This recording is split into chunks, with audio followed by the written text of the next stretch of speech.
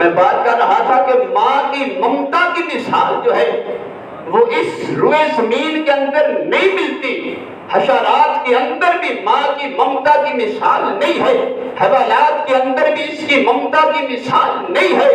اگر حشرات اور حیوانات اتنا پیار کرتے ہیں تو پھر اشرف المخلوقات جس کو خالق نے عقل بھی دیا ہے، شعور بھی دیا ہے، تو وہ عقل و شعور والی ماں کی ممتا کا عالم کیا ہوگا۔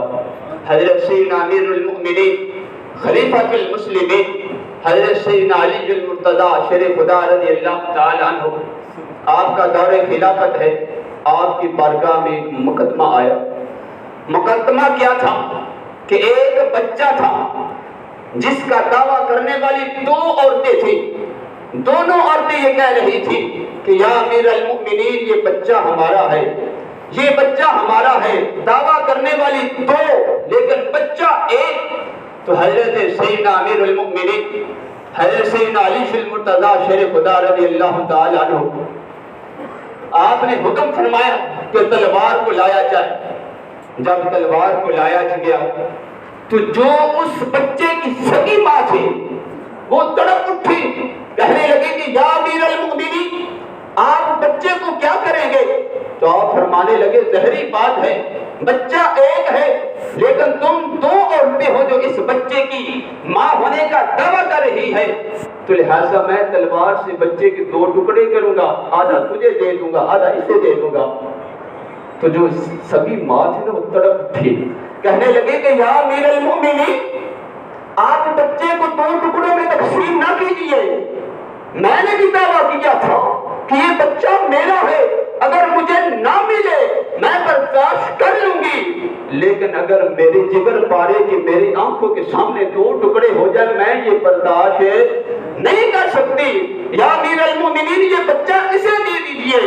تو حضرت سیدنا علی المرتضیٰ شیر خدا رضی اللہ تعالی عنہ، آپ نے اس عورت کی ساتھ سے ماں کی تڑپتی ممتا کو دیکھا تو آپ نے فرمایا کہ یہ عورت اس بچے کی سگی ماں ہے، لہذا یہ بچہ اس عورت کے حوالے کر دیجیے۔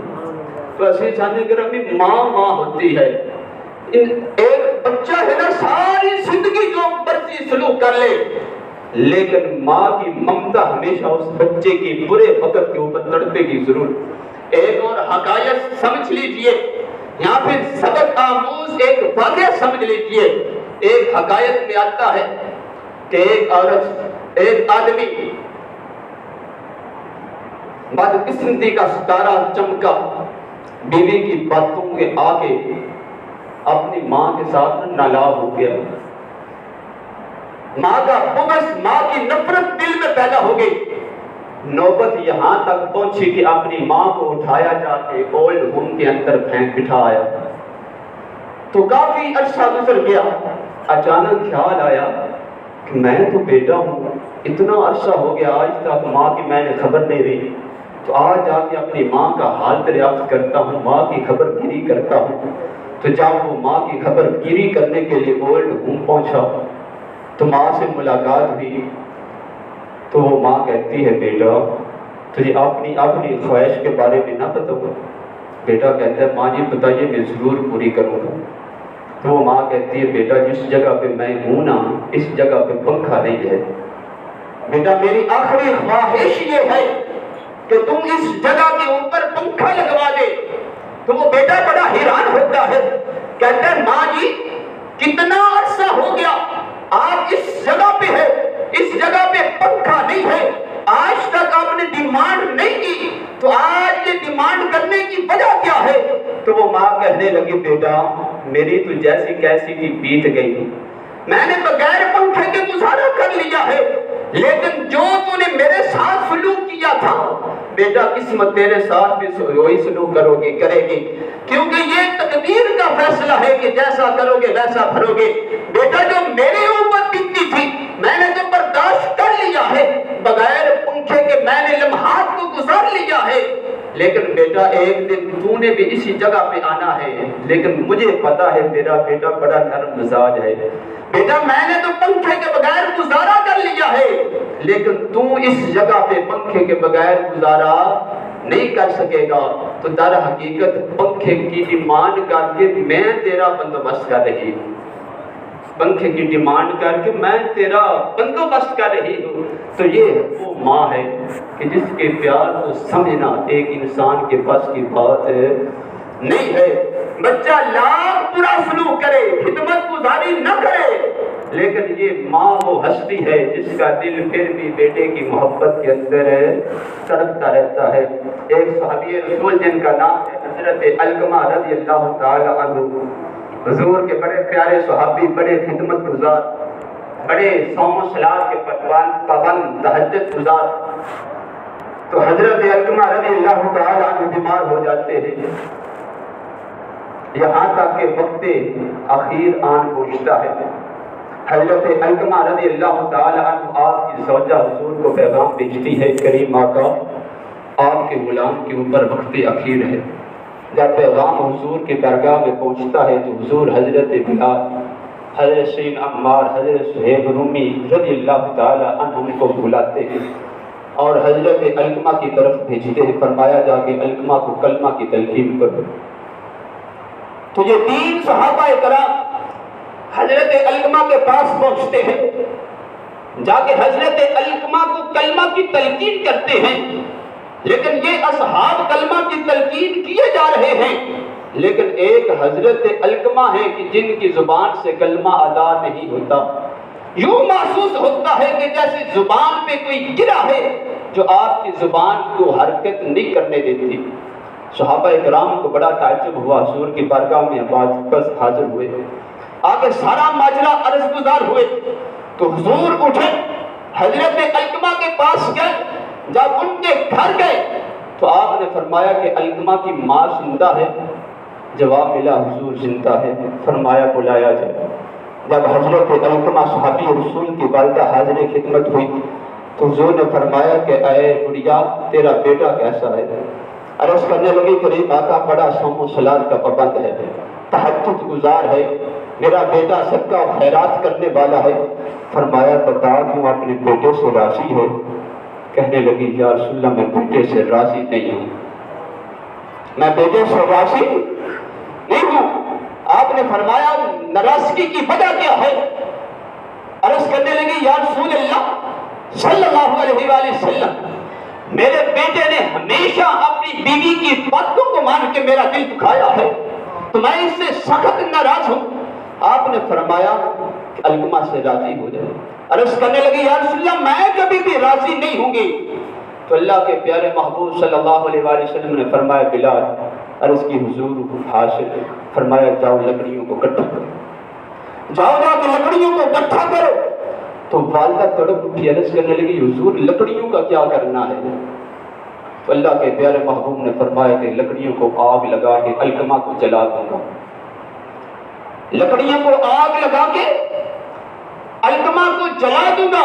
تو وہ ماں جو پہلے ناراض تھی کہتی تھی کہ یا رسول اللہ میں کسی صورت بھی بیٹے سے راضی نہیں ہوں گی، تو جب جلتی آگ کا تذکرہ سنا نا تو فوراً وہ ناراضگی جو ہے وہ پگھل گئی، ماں کی ممتا جاگ اٹھی، عرض کرنے لگی کہ حضور میرے بیٹے کو نہ جلائیں، میں اپنے بیٹے سے راضی ہوں۔ یا رسول اللہ میرے بیٹے کو نہ جلائیے، میں اپنے بیٹے سے راضی ہوں۔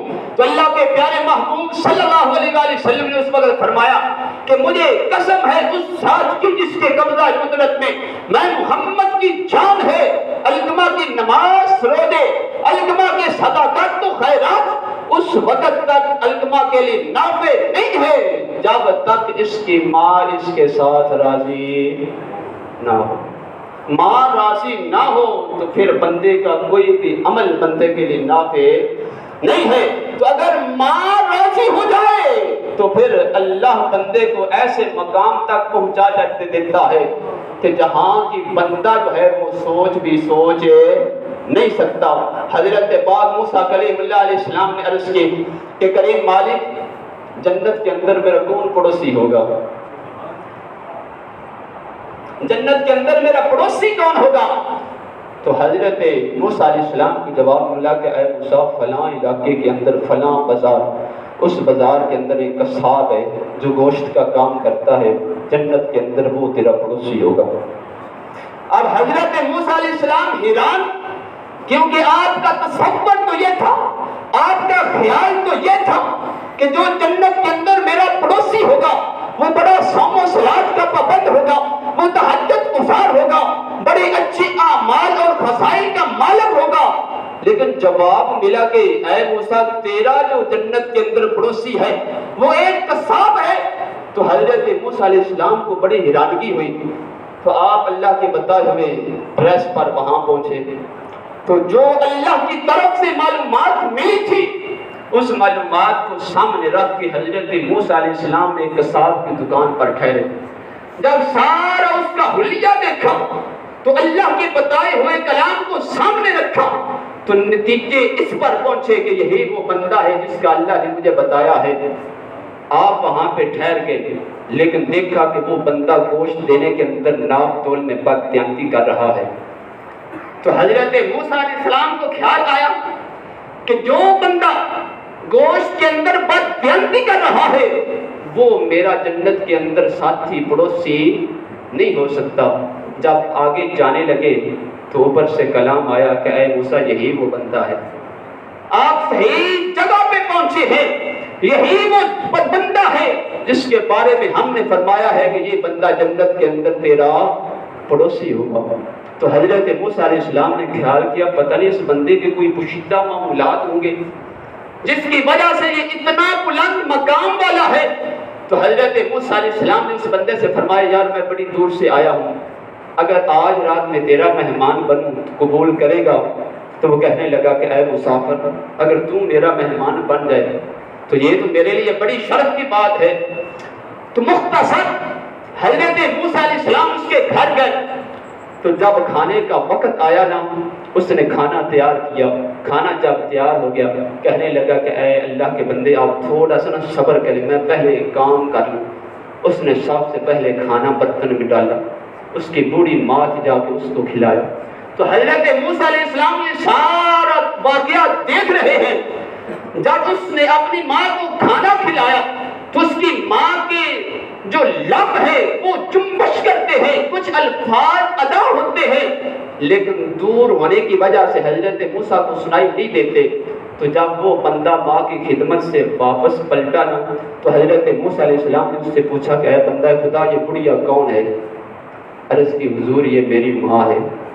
تو آپ نے فرمایا تیری ماں نے جب تو کھانا کھلا رہا تھا جب فارغ ہوا تو تیری ماں کے لب ہلے، تو اس تیری ماں نے تجھے کیا کہا؟ تو وہ کہنے لگا کہ اے اللہ کے بندے میری ماں کے جب لب ہلے تھے اس وقت جو الفاظ تھے وہ الفاظ یہ تھے جا اللہ تجھے جنت کے اندر پاک موسیٰ کی پڑوس عطا فرما، جا اللہ تجھے جنت میں موسیٰ کی قربت نصیب کرے۔ تو حضرت موسیٰ علیہ السلام نے جب سنا تو آپ فرمانے لگے کہ اے بندہ خدا تجھے مبارک ہو، میں موسیٰ ہوں اور مجھے اللہ کی طرف سے بھی یہ کلام ملا ہے کہ تیری ماں کی دعا قبول ہو چکی ہے اور کل ماں کی خدمت کی وجہ سے جنت کے اندر تم میرا ساتھی ہوگا۔ تو عزیزان گرامی یہ ماں وہ ہستی ہے کہ جو بندہ اس کی خدمت گزاری کر لیتے پھر اعمال کو نہیں دیکھا جاتا۔ اللہ قبول فرما لے، اللہ اتنا بڑا انعام دیتا ہے کہ جس کا کوئی نعم البدل نہیں ہے۔ تو عزیزان گرامی اس موضوع پر باتیں تو بہت ساری ہیں لیکن وقت کے دامن میں گنجائش نہیں۔ میں آخری بات آپ کی گوش گزار کروں گا۔ یہ والدین اللہ کی رحمت کا روپ ہیں، ان کی خدمت گزاری کیجیے، ان کی قدر کیجیے، ان کے چہرے کا دیدار کر کے اپنے لیے مقبول حج کا ثواب جو ہے وہ اکٹھا کیجیے، ان کی خدمت گزاری کر کے اپنے لیے جنت کی جگیر جو ہے اس کو حاصل کیجیے۔ دعا گو خلق کائنات ہم سب کو اپنے والدین کا مطیع فرما بردار بنائے اور اپنے والدین